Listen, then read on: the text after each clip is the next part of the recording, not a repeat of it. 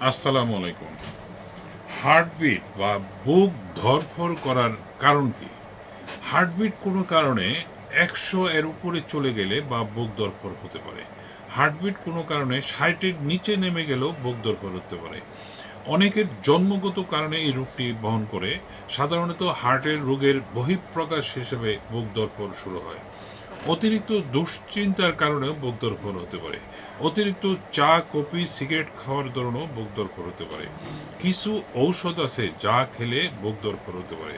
Thyroid hormone সমস্যা থাকলে pulp বা বুক ধড়ফড় হতে পারে। হিমোগ্লোবিনের মাত্রা কমে গেলে এই বুক ধড়ফড় হতে পারে। প্রেগন্যান্সি হওয়ার দরুন ব্লাডের ভলিউম বেড়ে গেলে বুক ধড়ফড় হতে পারে। প্রতিনিয়ত বুক ধড়ফড়ের কারণে হার্টের মাসলগুলি দুর্বল হয়ে যায়, পরবর্তীতে শ্বাসকষ্ট দেখা দিতে পারে।